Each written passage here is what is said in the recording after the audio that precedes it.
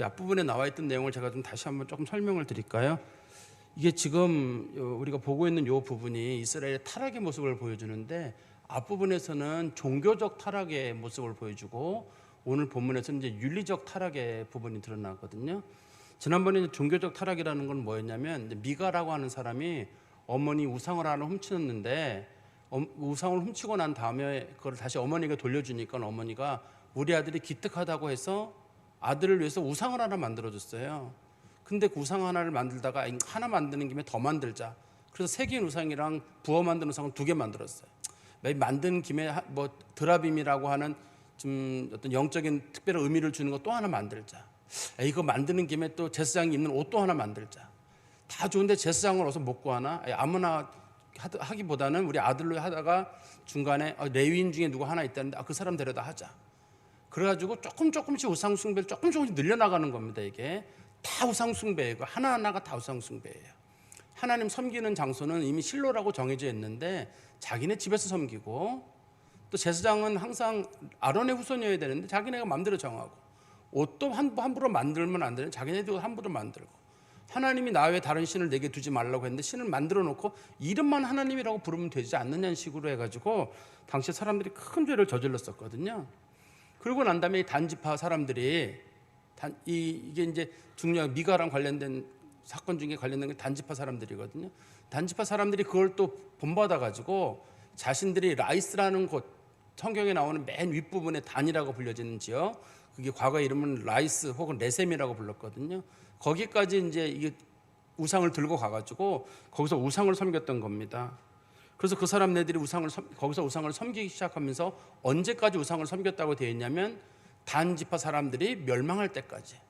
단지파 사람들이 멸망할 때는 성경에 보면은 사울 왕이 그 단지파와 관련된 사람들을 구원한 사건이 있거든요. 사울 왕 때 구원한 사건이 있는데, 그때까지인 거니까 그 단지파 사람들이 그 멸망한 것이 꽤 긴 기간이에요. 이 단지파와 우리 앞에 나와 있는 종교적 타락의 문제가 관련된 게 그 여호수아랑 그 다음에 모세랑 말고 그 다음 세대의 그 다음 세대거든요. 본문에 등장했던 그 가짜 제사장이 누구였냐면 모세의 손자라고 돼 있잖아요. 그러니까 그 3세대를 지금 지나고 있는 건데, 그러니까 이스라엘 백성들이 출애굽한 시기가 1440년, 1400년에 도착을 했거든요. 가나안 땅에. 그리고 나서 한 50년, 100년 지났을 거예요. 그때부터 시작해가지고 한 300년 가까운 기간 동안에 영적으로 크게 타락했었습니다. 당시에. 그거를 하나님께서는 저게 예배가 아니라고 했는데 자기네는 그게 예배래요. 그래서 우리도 제가 말씀드렸잖아요. 우리끼리 잘한다고 그게 예배가 되는 게 아니라고요. 하나님께서 말씀하신 것대로 하나님 앞에 드리는 게 예배예요. 성경에서 말하는 의의 제사를 드려라 라는 말의 뜻은 하나님이 정한 방식대로, 그런 뜻입니다. 이게 의의 제사라는 말이 무슨 뭐 의인이 나와서 제사를 드린다든지 뭐 의롭다함을 받은 사람이 제사를 드린다든지 이런 게 아니라 하나님이 정한 방식대로란 뜻이에요. 의의 제사라는 말의 뜻이. 근데 우리는 요즘 의라는 기준이 우리가 의의 기준이 돼가지고 내가 마음에 감동이 오는 대로 내가 기뻐하면 그게 하나님 앞에 예배가 된다고 혹시라도 우리가 생각하는 게 아닐까요? 라고 조심스럽게 우리가 성경을 대하고 예배를 대해야 된다라고 이제 말씀을 드렸거든요. 그게 당시에 종교적 타락이에요. 그 종교적 타락의 끝부분이 누구였었냐면 삼손이었거든요. 삼손 때는 하나님 찾는 일이 없어요. 삼손이 아무리 힘들어도 기도 절대 안 합니다. 딱 한 번 기도했죠. 자기 죽기 직전에 하나님 원수 한 번 갖게 해달라는 그 기도 외에는 삼손은 아무리 힘들어도 절대 기도하지 않아요. 자기 힘으로 살던 그런 시대였었거든요. 근데 이제 오늘 본문도 시기적으로는 그렇게 출애굽하고는 상당히 오래된 시간이 지났을 때는 아닙니다. 물론 여기서는 성경에서는 우리가 알 수 있는 근거는 딱 한 구절밖에 없거든요. 한번 보세요. 19장 1절에 보시면 이스라엘에 왕이 없을 그때란 말은 여기서 항상 사사기에서 말하는 왕은 다윗 왕입니다. 기본적으로 다윗 왕을 기준으로 삼고 있기 때문에 다윗 왕 이전 세대라는 것까지밖에 우리가 알 수 없어요. 다윗 왕이 보통 경우 우리가 알려져 있기로 역사적으로 기원전 1000년경 사람이거든요. 기원전 1000년경 사람이니까 그 이전 시대라는 것 정도밖에 우리가 알 수는 없습니다. 당시에. 그런데 당시에 하나님께서 그들에게 여러 가지로 복을 주셨는데 이 복을 도리어 저주로 만들어 버리는 거예요. 당시에 이스라엘 백성들이 가나안 땅에 들어갔을 때 중간에 그들에게 적이 없어요. 특별히 큰 적은 없었습니다. 뭐 아모리 사람들이 있었다, 혹은 뭐 미디안 족속들이 있었다, 암몬 사람들이, 모압 사람들이 있었지만 사실은 큰 적이 아닙니다. 이스라엘이 스스로가 뭉치지 못해서 그렇지 주변에 정말 큰 적은 하나도 없었어요. 앞에 분에 나오는 그 이스라엘 백성들이 다른 민족에게 지배를 받잖아요. 사사기 때요. 적이 강해서가 아니라 이스라엘이 약해서 당시 공격을 당한 것뿐이지 큰 적은 없었습니다. 근데 하나님이 복을 두루두루 주니까 그 복을 가지고 영적으로 타락하는 일에 쓰고 또 윤리적으로 타락하는 일에 쓰게 되거든요. 그래서 우리 호세아서 4장 7절에 보면, 호세아서 4장 7절에 하나님께서 하신 말씀 중에 그거를 표현한 말씀이 있습니다. 호세아서 4장 7절에 보면 그들은 번성할수록 하나님 앞에 내게 범죄하니 내가 그들의 영화를 변하여 하나님께서 저주가 되게 만드십니다. 이 복이 욕이 되게 하리라, 이렇게 말씀하셨거든요. 하나님께서 그들에게 복을 주면 줄수록 그 사람들이 하나님에게서 멀어지고 하나님께 죄를 지기 때문에 하나님께서 그들이 지금 생각하는 이 복이라고 하는 것들이 반드시 욕이 되게 하겠다라고 말씀하셨는데 그게 사사기 때 그대로 이루어지게 됩니다. 오늘 본문에 이제 우리가 말씀해 보시면 우리 한번 19장 1절에 보세요.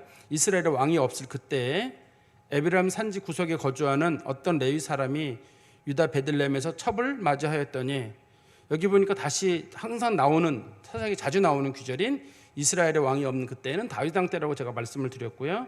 그 다음에 에브라임 산지, 그 다음에 어떤 레위 사람, 그 다음에 유다 베들레헴. 어서 많이 본 사건 같지 않나요? 바로 앞에 나왔던 그 미가 사건의 그 사람이잖아요. 그 사람하고 모든 배경이 똑같죠. 미가의 집에 한 젊은 레위인이 왔는데 그 사람이 베들레헴 출신이잖아요. 베들레헴 출신이었거든요. 성경 한번 보시겠어요? 우리 앞부분에 보시면 미가라고 하는 사람의 집에 한번 보세요. 우리 사사기 18장 7절부터 9절까지 한번 보겠습니다. 7절입니다. 유다 가족에게 속한 유다 베들레헴에 한 청년이 있었으니 그는 레위인으로서 거기서 거류하였더라. 그 사람이 거주할 곳을 찾고자 하여 그 성읍 유다 베들레헴을 떠나 가다가 에브라임 산지로 가서 미가라 하는 집에 이름에, 미가가 그에게 묻되 너는 어디서부터 오느냐 하니 그가 이르되 나는 유다 베들레헴의 레위인으로서 거류할 곳을 찾으러 가노라 하는지라. 여기 보니까 가는 레위 사람 청년 레위인이라고 불려지는 이 사람도 마찬가지로 유다 베들레헴 출신이고 또 레위인이었고 또 그다음에 에브라임 산지로 가고 싶다라고 돼 있잖아요. 여기 지금 이 성경에서 이 부분을 가장 강조하고 있는 게 유다 베들레헴이라고 하는 것과 에브라임 산지거든요. 중요하게 작용하는 게. 그다음에 레위인이 세 가지가 다 동시에 강조가 되잖아요. 똑같이. 그 이유는 당시에 이스라엘의 가장 중요한 지파가 유다 지파예요. 당시에 유다 지파인데 유다 지파가 제 역할을 못 해요. 영적 타락의 중심이 돼 있고, 두 번째 중요한 지파가 에브라임 지파예요. 에브라임 지파도 영적인 타락을 막지 못해요. 이 두 지파는 워낙 강한 지파라서 다른 지파의 침략을 받을 수도 없을 만큼 큰 강력한 지파거든요. 그런데 이 지파가 영적인 역할을 못해요. 그다음 또 이스라엘 사람들이 영적으로, 종교적으로나 영적으로 가장 중요한 역할을 해주는 사람들은 레위인이에요. 근데 레위인도 여기 들어있어요. 레위인의 타락도 거기 들어있는 거예요. 그래서 하나님 보시기에 가장 중요한 역할을 감당해야 되는 유다 지파나 그 다음에 에브라임 지파나 또 중요한 역할을 해야 되는 이 레위인마저도 전혀 영적인 역할을 하지 못하고 있던 그런 시대라는 걸 설명하려고 이렇게 배경을 만들어 놓은 겁니다. 배경이 똑같아요. 영적인 상황이.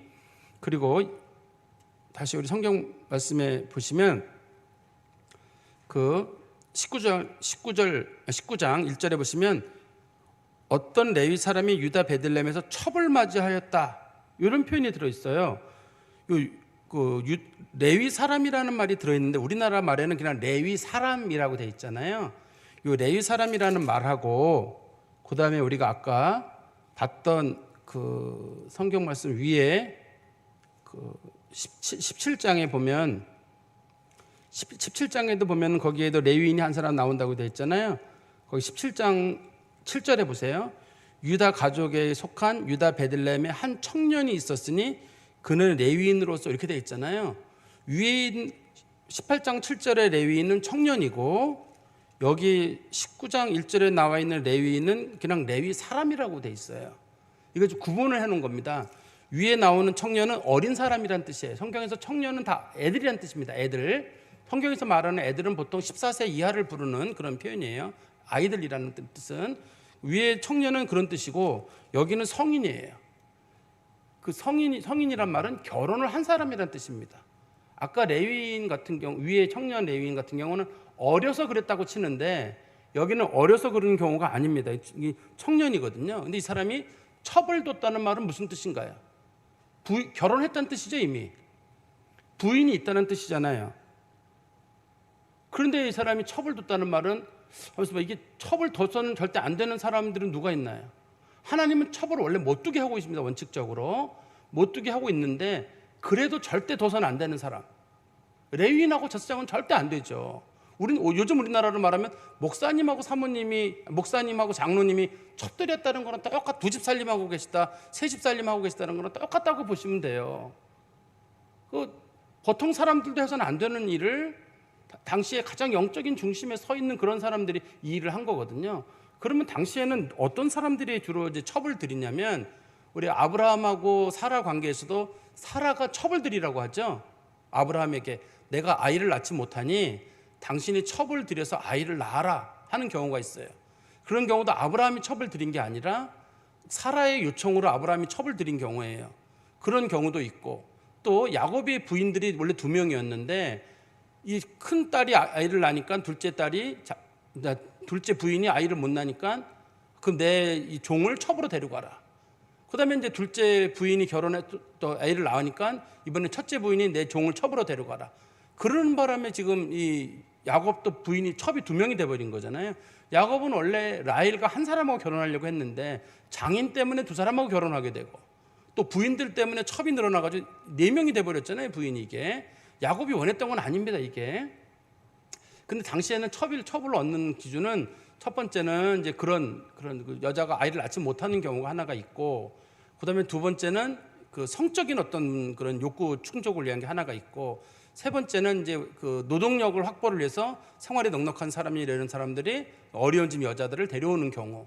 근데 이 본문에 보면은 그 여자가 아이가 없었다라든지 본래 부인이 아이가 없었다라든지 또 본래 부인이 뭐 여자를 들였다든지 그런 표현이 없는 걸 보면 성적인 문제거나 노동력 관련된 부분인 거로 우리가 짐작을 할 수 있을 것 같아요. 첩을 들인 부분이. 근데 레위인이 첩을 뒀다는 건 제가 아까도 표현했지만 상당히 해괴한 일이거든요. 이게 해괴한 일입니다. 예를 들어서 요즘 뭐 누가 술을 먹었대 그러면 뭐 장로님들이 드셨대 그러면 뭐 장로님들 옛날에 젊어서 드셨나 보니까 못 끊고 술자리에서 한번 드셨나 보지 우리가 이렇게 웃고 넘길 수 있어요. 근데 목사님이 드셨대 그러면은 그거는 왠지 그렇지 않겠어요, 여러분? 생각하기를 뭐 목사님은 사람 아닌가 뭐 한잔할 수 있지. 어떤 분은 그거를 목회자를 이해하는 말로 하는 저는 굉장히 기분 나쁜 말이에요. 나는 목사님에게 더 이상 아무것도 기대하지 않는다. 목사님이 술을 먹든 담배를 피든 난 관심 없다. 그런 말로 들리기 때문에 상당히 기분 나쁜 말이에요. 어떻게 목사가 그래? 차라리 그게 기분 좋은 말이지. 뭐 목사님도 사람인데 뭐 그럴 수 있지. 이거는 사실 엄청 무시하는 말입니다. 사실은 저는 그렇게 들려요, 개인적으로는. 근데 이 본문에서도 마찬가지로 레위인이 첩을 들였단 말은 이건 해괴한 말이거든요. 이 사람들은 원칙적으로는 성도들에게 뭘 보여줘야 되는 거냐면 어떻게 사는 것이 윤리적인 삶이고 어떻게 사는 것이 거룩한 삶인지 그거를 보여주는 대표적인 인물이에요. 그래서 하나님은 레위인들을 따로 한 곳에만 모아두지 않고 각 성 곳곳마다 도피성뿐만 아니라 레위인들의 성들을 일반 지파 성들의 옆에다 붙여놨어요. 그래가지고 레위인들이 삶의 모범을 뭐 안식일에 대한 표준도 보여주고 말씀도 성도들이 궁금해하면 가르쳐주고 윤리적인 표준을 보여주도록 레위인들의 마을들을 일반 성도들의 마을에 같이 붙여놨거든요. 그런데 레위인들이 그런 일을 한 겁니다. 그다음에 2절에 보시면 또 다시 이제 또 해괴한 일이 또 하나 등장하게 되는데요. 그 첩이 행음하고 남편을 떠나 유다 베들레헴 그의 아버지 집에 돌아가서 거기서 넉 달 동안을 지냈다. 이 본문에 보면은 이번에는 첩이 또 행음한 사건이 나와요. 그럼 도대체 이 첩이 행음을 했다는 말을 어떻게 볼 것인가? 이것도 사람들이 풀기 어려운 문제 중에 하나입니다. 성경, 우리가 봤을 때는 행음했다 그러면 여자가 바람을 폈구나 이렇게 우리가 그 문자적으로 받아들이기 쉽지만 꼭 그런 뜻은 아니에요. 이 문맥에 보면 그게 아니거든요. 성경에서 행음했다는 말은 크게 세 가지로 볼 수가 있는데요. 하나는 정말로 누군가랑 바람을 피는 경우입니다. 바람을 피는 경우는 어떻게 하게 되어 있나요? 성경에서요. 돌로 쳐 죽여라 라는 원칙이 있습니다. 이게. 그다음에 두 번째는 우상 숭배를 하는 경우예요. 성경에서 우상 숭배를 하는 경우도 행음했다고 하거든요. 일반적으로. 그런 경우도 마찬가지로 돌로 쳐 죽여라. 하나님이 그런 원칙을 정해놨어요. 그런데 세 번째 경우가 있어요. 이게 그 여자가 남편의 집이 마음에 들지 않아가지고, 남편이랑 멀어진 게 마음에 들지 않아가지고 이 여자가 남편의 집을 떠나서 자기 그 친정집으로 돌아가는 경우, 그것도 당시 성경에서는 행음이라고 불러요. 이 본문에서는 세 번째인 경우예요. 남편과 어떤 문제에서인지는 모르겠는데, 남편하고 어떤 정확한 관계인지는 모르겠어요. 그렇지만 남편하고 어떤 문제가 생겼기 때문에 이 여자가 남편의 집을 떠나서 친정집으로 돌아간 건데, 이게 왜 그렇게 사람들이 번역을 하냐면, 우리가 그 히브리어 성경책을 그리스어로 번역한 성경책을 70인역이라고 하거든요. 70인역이라고 하는데, 그 70인역도 그렇고, 그다음에 천주교가 가지고 있는 성경책 있잖아요. 공동 번역. 그건 라틴어 성경 번역인데, 거긴 둘 다 뭐라고 돼 있냐면, 그 여자가 화가 나서 친정집으로 갔다, 이렇게 돼 있어요. 그러니까 우리는 히브리어 성경 그것만 맞지 않냐 그러는데 꼭 그렇지는 않아요. 70인용 성경도 의미가 있고, 왜냐하면 예수님이 70인 성경을 사용하셨거든요. 예수님이 활용하신 게 70인용 성경이었기 때문에 70인용 성경도 의미가 있거든요. 라틴어 성경도 의미가 있으니까 성경을 볼 때 우리는 어떤 것이 맞는가를 이렇게 잘 살펴보는 과정은 필요한데, 원칙적으로는 그냥 행음했다가 우리가 볼 때는 가장 좋은 표현인데, 이게 뭔지를 모르니까 그걸 그래도 나름대로 풀어놓은 성경책이 70인역이라고 하는 성경책, 기원전 2세기경에 번역이 됐거든요. 그 성경책이랑 라틴어 번역, 소위 불가타라고 불려지는 라틴어 번역 성경책과 공동 번역 성경책에서는 남편 때문에 뭐가 화가 날 일이 있어가지고 그 여자가 친정 집으로 도망을 갔다, 떠나갔다, 이런 식으로 설명을 하고 있습니다. 그런데 이 여자가 어디로 갔냐면, 성경에 보니까 유다 베들레헴 그의 아버지 집으로 돌아갔다. 그 여자가 아버지 집으로 돌아갔다는 말은 우리가 또다시 이해할 수 있는 것 중에 하나가 뭐냐면, 이 여자가 만약에 음행을 저질렀다 그러면 아버지 집으로 못 가요. 아버지 집에서도 돌로 치거든요. 당시에는 집안을 더럽혔다고 해서 아버지 집에서도, 마치 요즘 무슬림들이 명예살인을 하듯이 아버지 집에서도 가만두질 않아요. 이 여자를. 이 결혼한 집에서도 문제가 생기지만 아버지 집에서도 받아주지 않는데, 이 여자가 아버지 집으로 갔다는 얘기는 이 여자가 우리가 흔히 말하는 우상숭배나 성적인 어떤 바람을 펴서 생긴 문제는 아닌 거로 우리가 보여요. 근데 남편하고 어떤 문제가 생겼는지는 모르겠는데, 이 성경에 보시면 3절에 이렇게 표현이 있어요. 그의 남편이 그 여자에게라는 말이 있어요. 그 여자라는 말의 뜻이 이 19장에서 여러 가지가 나오는데요. 여자라는 말의 뜻이 우리나라 성경책에서는 구분이 안 되는데, 히브리어 성경책에서는 이게 나라라고 돼 있어요. 아주 어린 여자라고 돼 있어요. 이게 아주 어린 여자라는 말이 3절에도 나오고 4절에도 나오고 5절, 6절, 8절, 9절 계속 나와요. 전부 다 여자란 말의 뜻이 나라라는 말이에요. 원래 여자란 말의 뜻은 히브리어로 이샤예요. 이샤. 남자는 이쉬라고 하고 여자는 이샤라고 하거든요. 아까 제가 그 레위인 청년이 미가의 집에 들어가서 제사장이 됐다, 그거는 라예요. 그 사람이 나아르, 청년이란 뜻이 어린 남자란 뜻이거든요. 여기는 나아라예요. 어린 여자란 뜻이에요. 그러니까 아주 어린 여자가 그 결혼을 해서 살았는데 어떤 이유인지 모르겠어요. 성적인 문제였는지, 그 남편하고 어떤 그런 부부관계 문제였는지, 아니면 본부인의 박해 때문이었는지, 아니면 자기가 생각보다 일이 힘들어서 그랬는지, 뭔지는 이유는 모르겠는데, 당시에는 그 시댁을 떠나서, 결혼한 집을 떠나서 친정집으로 돌아가는 행위 자체가 음행이었기 때문에 그것을 음행으로 보는 거예요. 그래서 성경에서 이거를 이 여자가 행음했다라고 하는 이유는, 옛날에는 이런 일이 없었기 때문에 그래요. 옛날에는 여자가 아무리 어린 여자도 시집을 오면 그냥 이 집에서 살았거든요. 남편이 무슨 성적으로 뭐를 하든, 혹은 본부인이 뭐라고 하든, 마치 하갈이 그 사라에게 된통 당하고도 안 떠나잖아요. 절대. 사라가 죽이려 그래가지고 할 수 없이 도망가잖아요. 성경에 보면은 사라가 잔인한 사람이에요. 그래서 사라가 죽이려고 하는 바람에 할 수 없이 하갈이 자기 아들 데리고 도망가게 되잖아요. 그런 것처럼 웬만하면 안 떠나거든요. 그런데 이 여자가 행음했다는 말은 세대가 바뀌었다는 뜻이에요. 이젠 여자들이 여차하면 친정으로 돌아가는 거예요. 요즘하고 비슷하죠?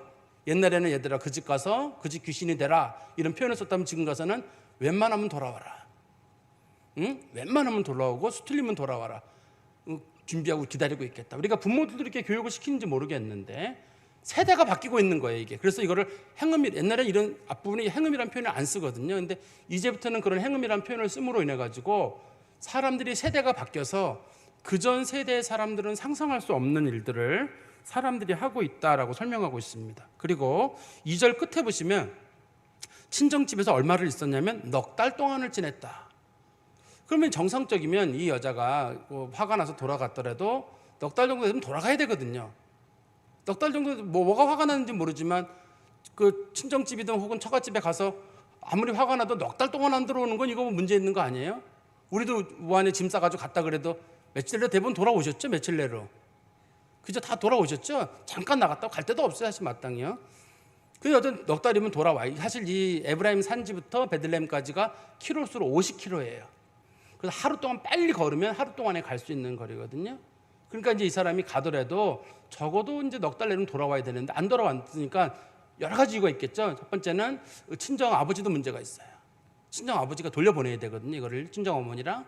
그다음에 이 여자도 고집이 센 여자예요. 어떤 이유든 간에 자기가 돌아가야 되는데 이 여자가 안 돌아가는 거예요. 근데 이 본문에서는 아까도 말씀드렸듯이 본부인 때문에 그렇다는 관련된 내용은 없기 때문에 본부인 때문에 이 여자가 떠난 것 자체가 아니기 때문에 그러니까 본부인이 어떤 문제가 있어가지고 이 여자를 쫓아냈더니 그런 게 없기 때문에 여기서는 본부인의 문제가 아니라 어떤 남편과의 얘기 문제든지 아니면 성격이 어떤 관련된 내용이든지 그래서 문제가 생긴 거예요. 본부인은 여기서 아무 역할도 없어요. 본부인이 아기가 없었던 얘기도 없고 이 여자 들이는데 어떻게 했다는 얘기도 없고 쫓아냈다는 얘기도 없고 있었으면 그게 만약에 중요한 사건이었으면 성경이 그걸 기록했을 겁니다. 기록을 했을 건데 성경이 그 사건을 기록하지 않는 걸 보면 남편과의 어떤 문제든지 아니면은 이 본인의 성격적인 문제든지 아마 그런 거로 보입니다.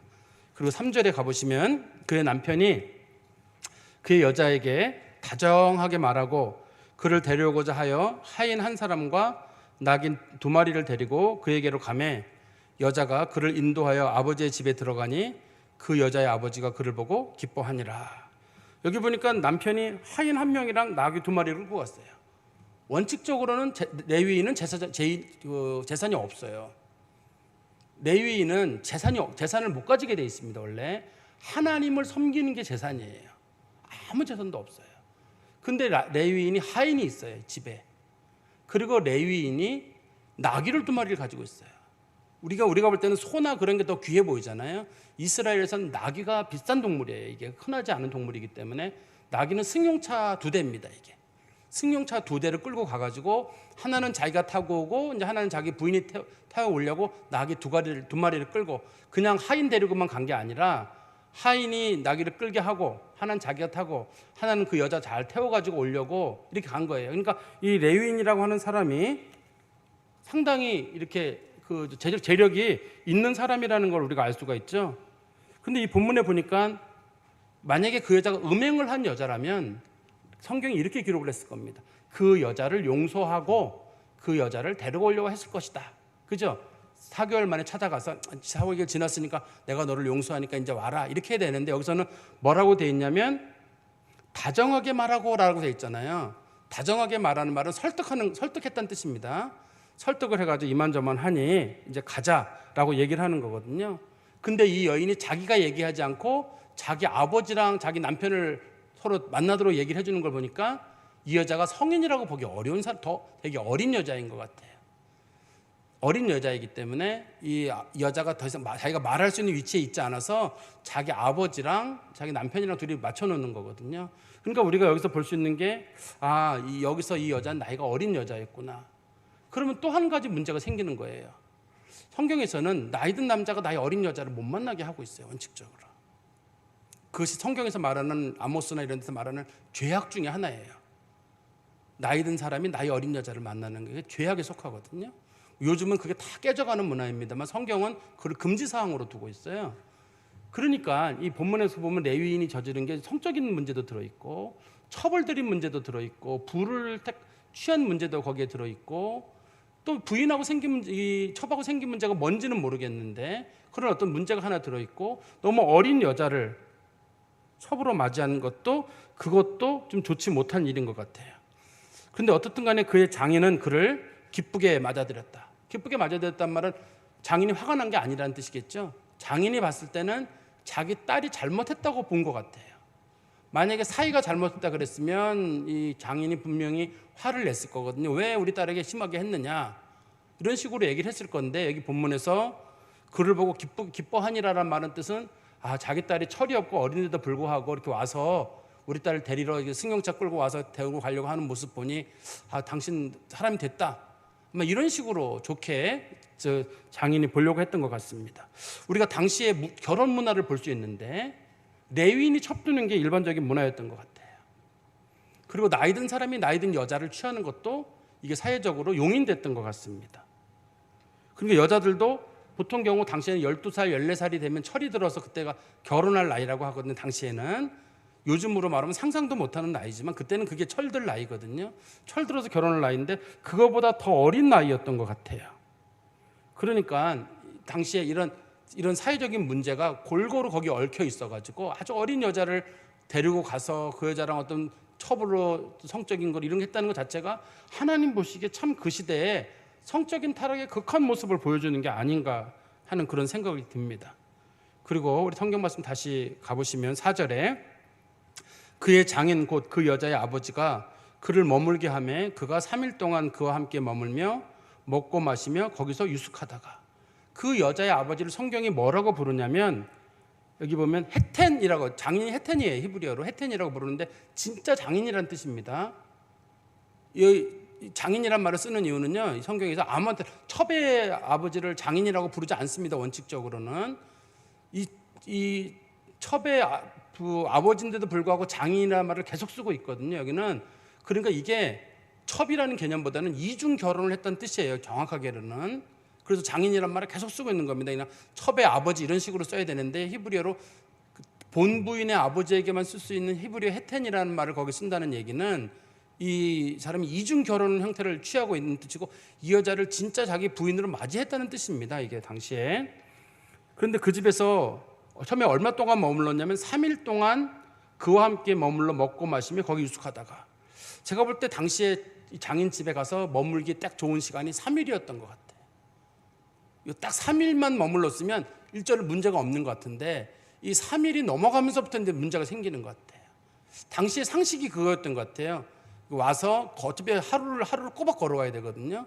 그러니까 어느 집에 왔으면 3일을 머물러야 되고 그 사위가 봤을 때도 뭐 장인도 굉장히 미안해하지만 자기가 봤을 때 여기서 3일 정도 머무르고 떠나는 게 옳은 것 같고 서로 이렇게 적당한 시간이 3일인 것 같은데 5절입니다. 넷째 날 아침에 일찍이 일어나 떠나고자 하매 그 여자의 아버지가 그의 사위에게 이르되 떡을 조금 먹고 그대의 기력이 돋은 후에 그대의 길을 가라 하니라.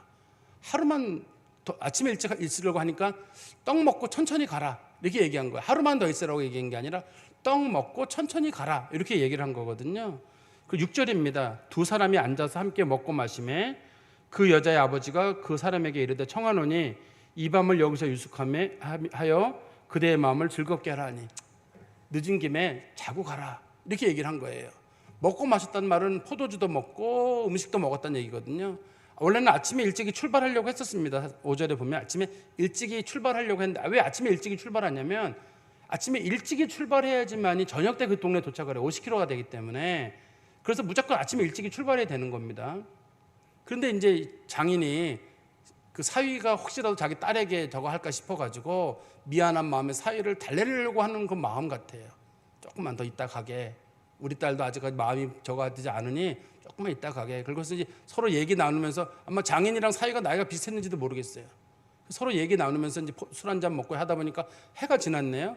해가 졌으니 어차피 내일 가게 이렇게 얘기를 하는 거죠. 7절입니다. 그 사람이 일어나서 가고자 하되 그의 장인이 간청함으로 거기서 다시 유숙하더니 그래서 하루 더 자게 됐어요. 4일날까지 자게 됐거든요.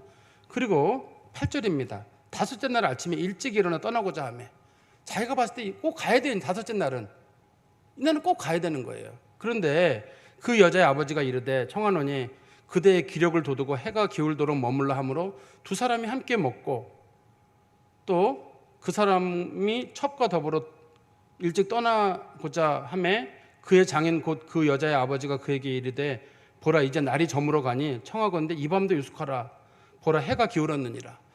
해가 다 져가니까 여기서 또 하룻밤 자고 가라 또 얘기를 한 거예요. 그러니까 뭐 아침에 일찍 일어나 출발한 사람들이 먹고 얘기하고 뭐 인사하고 하는 사이에 또 저녁이 돼버린 거예요. 그러니까 또 머물러서 하루 정도 더 이 집에서 머물다가 이제 가게 되는 거죠. 그리고 나서 장인이 말하기를 내일 일찍이 그대의 길을 가서 그대의 집으로 돌아가라 하니. 그러니까 장인도 알아요. 이게 하루 만에 거기를 가려면 하루 꼬박 걸린다는 걸 알기 때문에 장인도 이 사람에게 빨리 가라라고 이제 내일은 떠나라는 식으로 얘기를 하는 거예요. 근데 우리가 이거를 관련된 주석책을 제가 보니까 이 본문에서의 문제점을 많은 주석책들이 이렇게 써놨어요. 이 레위인의 우유부단함이었다. 레위인이 여기서 장인이 붙잡으려고 했을 때 떠났어야 된다는 거예요. 이게 이 사람이 저녁 때 떠나는 바람에 중간에 가다가 예루살렘 집 여부수 지역 이제 그쪽을 지나서 기브아 그 여부수랑 기브아가 과거에는 베냐민 지파 땅이었거든요. 거길 통과하다가 중간에 불량배를 만나서 여자가 죽게 되거든요. 죽게 되는 성폭행 사건이 생기게 되는데 그 사람이 출발을 일찍만 했더라면 3일째 출발했더라면 장인이 아무리 술을 권하고 음식을 권했더라도 출발했었어야 된다라는 게 이제 대부분의 주석책들에서 말하는 내용이에요. 그래서 책임이 누구에게 있냐면 그 레위인이 우유부단함을 보였기 때문에 이런 문제가 생겼다. 그러면서 이제 설명을 하시는 분들도 영적인 우유부단함을 보이지 말고 결단을 내려라 그러는데 여기서 이게 장인이 권하는데 저리 딱 칼같이 끊어버리고 난 가겠어 이러기는 쉽지 않았을 거로 보이거든요. 이 본문적 내용으로는 그렇게라고 보기는 어려운 것 같고 일단은 여기서는 장인의 만류가 더 큰 의미가 있었던 거로 보여요. 사위가 머뭇거렸다기보다는 장인이 너무 간곡하게 지금 이 사위를 붙잡은 거로 보이거든요. 왜냐하면 자기 딸의 흉어물이 있는 거로 알고 있기 때문에 딸의 흉어물을 내가 최대한 가려주려면 내가 사위에게 잘하는 게 그 사위의 마음을 얻는 거라고 생각해가지고 그래서 사위의 마음을 달래는 과정인 거지. 그래서 사위를 붙잡는 건 장인 쪽인 거지. 이 레위인이 뭐 우유부단해가지고 머물고 주저앉고 뭐 그런 건 아니거든요. 이 본문의 내용만 놓고 봤을 때는. 그런데 이 맨 마지막에 결국 어떤 일에 문제가 됐냐면 왜 이 레위인은 굳이 3일, 4일, 5일째 꼭 돌아가야만 했을까 이 길을.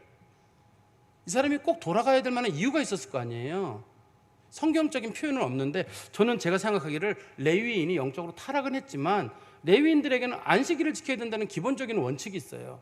안식일에는 걷지 않거든요. 원칙적으로 걷지 않기 때문에 레위인이 다섯째 되는 날은 보세요. 이 다섯째 되는 날 8절에 보시면 다섯째 되는 날 아침에 일찍이 떠나려고 했다가 제가 나중에 10절은 나중에 설명드릴 텐데 10절에 보시면 그 사람이 밤을 지내고자 하지 아니하고 일어나서 간다.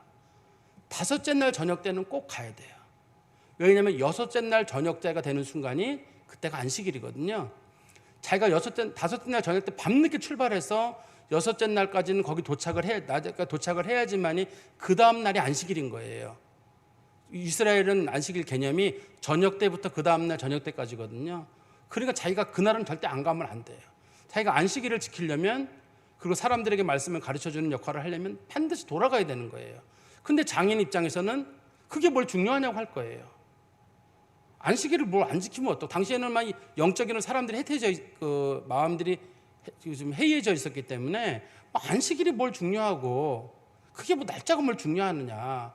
왜냐하면 당시에는 사람들이 이미 실로에서 예배드리는 것도 없고 지금 우리는 주일날이 되면 예배드려 교회로 오잖아요.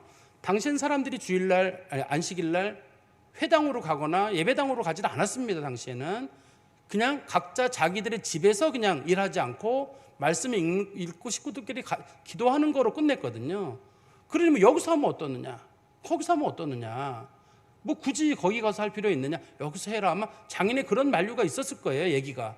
근데 그 사람은 어떻든 생각할 때는 내가 안식일은 꼭 거기 가서 지켜야 되겠다.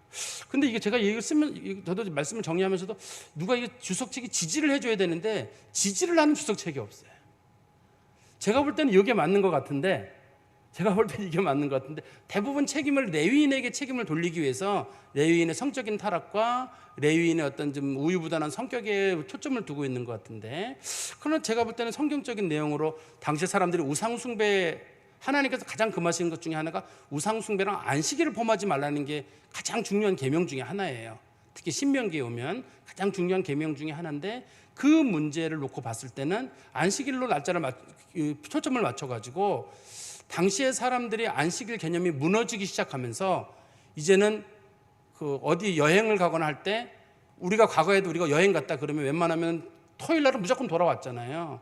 근데 요즘은 토요일 날 뭐 아무 데나 가서 2주씩 있고 3주씩 있고 우리가 있을 수 있잖아요. 이제는 마음 변화가 생겼듯이 당시에도 그런 문제가 생기고 있는 것 같아요.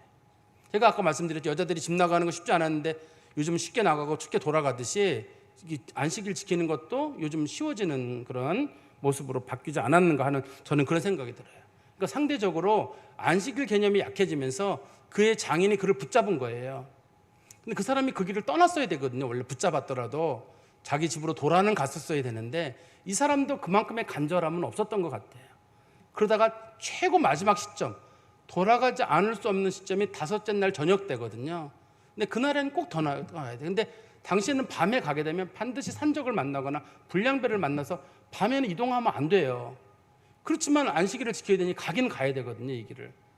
만약에 이 사람이 안식일이라고 하나 꼭 가야 되는 이유가 없었다면 그 다음날 아침까지 버텼을 겁니다. 그런데 그 사람이 꼭 가야 될 만한 이유가 있었던 거거든요. 꼭 가야 될 만한 이유가 있으니까 위협을 무릅쓰고 가다가 결국 여자가 성폭행을 당하고 죽게 되는 사건. 그거로 인해서 얼마나 큰 사건이 생기게 되냐면, 베냐민 지파가 당시 인구가 얼마인지는 모르지만 적어도 한 3, 4만 명은 됐거든요, 남자만. 근데 남자 여자 다 죽고 아이들 다 죽고 전체적으로 남자만 600명이 살아남게 됩니다. 다 죽어요. 다 죽는 사건이 생기게 됩니다. 여자는 한 명도 남지 않습니다. 이제는 베냐민 지파에는 여자가 한 명도 안 남아요. 나중에 베냐민 지파는 여자가 없으니까 어떻게 하느냐, 이스라엘 사람들이 그러면 전쟁에 참여하지 않았던 사람들 누가 있느냐, 길르앗 야베스 사람들이 있다 그러면 길르앗 야베스 여자들이 몰래 와서 실로의 잔치에서 그러면 여자들이 남자들하고 결혼하게 해라, 몰래. 그래서 결혼을 하게 되고, 나중에 사울 왕도 길르앗 야베스 여자가 자기 어머니인 거예요. 근데 살아남은 사람 중에 사울의 가족이 있거든요. 기스나 사울의 가족이 있기 때문에 나중에 사울 왕이 어려움에 처했을 때, 혹은 길르앗 야베스가 어려움에 처했을 때, 길르앗 야베스가 어려움에 처했을 때 제일 먼저 도와준 사람이 사울 왕이에요. 사울 왕이 그 블레셋 사람들에게 비참하게 죽었을 때, 누구도 사울 왕의 시선을 거둘지 않을 때 길르앗 야베스 사람들이, 이 어머니 쪽 사람들이거든요. 모계 쪽 사람들이 와 사울 왕을 도와주게 되죠. 성경에 보면 뒤에 가면, 제가 좀 말씀을 정리해서 말씀드리면, 당시가 성적으로 굉장히 타락했던 시기인 것 같아요. 사람들이 결혼도 소중히 여기지 않고 있고, 결혼 소중한 가치잖아요. 지금 다 무너뜨리는 것 같아요. 종교 자체에서도 결혼을 너무 가볍게 여기는 것 같고, 최근에 교황이라는 자도 너무나 그렇게 그런 좀 무거운 위치에 있는 사람인데 그런 말을 서슴지 않고 해서 동성 결혼을 너무나 쉽게 이렇게 만들고 있고, 뭐 결혼 문제를 떠나서라도 성적인 타락도 굉장히 심각하고, 당시에는 종교 지도자들이 그런 문제가 있는데, 우리 요즘도 종교 지도자들이나 일반 우리 기독교인들마저도 이 성적인 타락 문제가 굉장히 큰 문제가 아닌가 하는 그런 생각이 드는데, 성적인 문제 조심해야 되고, 그다음에 두 번째, 가정을 소중히 여기는 가치, 이게 우리가 꼭 필요한 일입니다. 그리고 두 번째는, 저는 안식일을, 요즘은 이제 주일 개념인데, 주일도 사람들이 소중히 여기는 마음을 좀 가졌으면 좋겠어요. 근데 언제부턴가 사람들이 주일날을 소중히 여긴다는 얘기를 꺼내게 되면, 주일 성수 그러면 사람들이, 제가 처음 우리 교회가 왔을 때 얼마 안 됐을 때인가 누가 저한테 그러더라고요. 목사님, 주일 성수 너무 강조하니까 목사님 이단 같대요, 저보고. 주일 성수가. 근데 주일 성수는 제가 강조했던 게 아니라 성경 시대에서도 하나님의 성령이 임한 날, 특히 우리 사도 요한이 반모섬에서 하나님의 계시를 받던 날이 주의 날이라고 되어 있거든요. 그때부터 성경의 사람들이 주의 날을 지켰고, 예수 그리스도의 부활을 기념하는 날을 성도들이 다 지키고 있었는데, 그게 공식적으로 요한계시록에는 주의 날이랄로 언급이 돼 있어요. 그리고 초대교회부터 모든 성도들이 이 주의 날이라는 개념을 아주 거룩하게 지켰어요. 유대인들이 안식일 지키는 것보다 더 중요한 가치를 가지고 목숨을 걸고 지켰거든요. 근데 사람들이 얘기하기를 우리가 무슨 안식일주의자들이냐, 날짜를 소중히 여기느냐, 그 날짜를 음란하게 지키려는 뜻이 아닙니다. 날짜 안 지키면 큰일 난다 그런 게 아니라 주일날은 하나님 앞에 예배드리는 날로 소중하게 여기는 날로. 사도 바울도 그랬잖아요. 날짜나 뭐 그런 거 너무 무게를 두지 말라 그랬거든요. 그런 거 안 지키면 뭐 지옥 간다, 뭐 벌 내린다, 죄 진다 이런 게 아니라 하나님께서 우리들에게 주신 주의 날을 기념하기 위해서 우리가 모여서 한 교회들은 과거에 떡을 떼고 서로 포도주를 나누고 항상 하나님 앞에 예배하고 우리가 늘 죄 짓는 삶을 살지만 그래도 일주일에 한 번씩은 모여서 하나님 앞에 예배드리고 이것이 초대교회부터 있어온 전통이에요. 기독교의 좋은 가치거든요. 근데 이거를 요즘은 다 무너뜨리는 것 같아요. 이거를 무너뜨려야 더 좋은 교회인 것 같아요. 최근에도 보면 어느 교회는 그런 일이 있다고요. 연휴가 연속으로 낄 때는 그 주일 예배를 미리 당겨주는 교회가 있대요. 그러니까 예를 들어서 뭐 토요일부터 주일날이 토요일, 주일, 월 하신다 그러면 우리는 그럼 주일 예배를 목요일날 미리 해준다. 다 목요일날 미리 예배 드리고 다 같이 갔다 오라고. 이거는 좀 너무하지 않나 이렇게까지 하는 거는. 그리스도인들에게 주일날을 지키는 건 상당히 중요한 가치를 가지고 있고 예수 그리스도께서 부활하신 게 우리 인생의 가장 큰 희망이라고 여기는 사람들은 그날 하루를 소중히 여기는, 과거에 유대인들이 제가 말씀드렸죠. 유대인들의 모든 절기는 다 음력이에요. 그렇지만 안식일만 양력이거든요. 모든 절기가 부딪혔을 때 항상 안식일이 우선입니다. 어떤 절기보다도 안식일이 항상 우선인데 우리 그리스도인들도 주일날이 항상 모든 일에 우선이었으면 좋겠어요. 약속을 잡을 때도 주일날이 우선, 뭐도 우선. 그리고 얼마 전인가 어떤 분이 교회에 안 나왔어요, 주일날. 그래서 제가 그분한테 여쭤봤어요. 그랬더니 선약이 있어서 못 나왔다 그러더라고요. 그래서 제가 하나님하고 선약이 좀 먼저 된 거 아닌가, 이렇게 그런 생각 제가 웃으면서 슬쩍 한 적이 있어요. 하나님과 약속도 소중하잖아요. 그래서 우리가 불가피하게 꼭 움직여야 될 일이 있거나 그러면 거기서 예배를 드리는 일이 있을 수 있겠습니다만은 웬만하면 주일 성수를 하고 우리들의 일생의 패턴을 이렇게 일주일 패턴으로 돌아가도록. 하나님이 그러니까 하나님께서는 안식일 개념을 일주일 패턴으로 돌아가게 만들어 놨잖아요. 하나님 주시는 이유가 있을 거라고요. 만약에 하나님 그렇게 하지 않으셨으면 한 달 패턴, 한 달에 한 번씩 쉬게 한다든지 뭐 두 달에 한 번씩 이렇게 하셨을 거예요. 일주일 만에 돌아가게 하신 하나님의 뜻이 있을 거란 말이에요. 그러니까 우리가 주일날도 좀 소중히 여기시고 특별히 중직자들께서는 이걸 소중히 여기실 줄 아는 그런 성도 되시기를 간절히 소망합니다. 기도하겠습니다. 하나님 아버지, 주님 감사합니다. 말씀을 통해서 저희들의 모습을 살펴보게 하시고 사사기 시대의 모습이 어쩌면 저희 시대 모습과 너무나 비슷한 것 같습니다. 종교적 타락의 모습도 비슷하고 윤리적 타락의 모습도 비슷하고 어느 누구라도 할 것 없이 모두가 치우쳐서 하나님 앞에 죄를 짓는 시대, 그러면서 사람들이 부끄러움을 모르고 버젓이 살아가는 시대가 아닌가 하는 생각이 듭니다. 하나님 아버지, 저희들이 이런 타락의 시대에 놓여 있을 때 저희 자신을 잘 보고 거룩함을 지킬 수 있게 하시고 우리가 성도라는 것과 그리스도 앞에 직분을 받았다는 사실을 늘 마음에 기억하고 우리들의 삶의 자리들을 믿음 가운데 잘 지켜가도록 하나님 은총을 베풀어 주시옵소서. 또한 주께 저희들에게 예배하라고 주신 날을 다른 것 섬기는 일에 절대 쓰지 아니하도록 하나님 저희들에게 은총을 허락하여 주시옵소서. 예수 그리스도의 이름으로 기도하옵나이다. 아멘.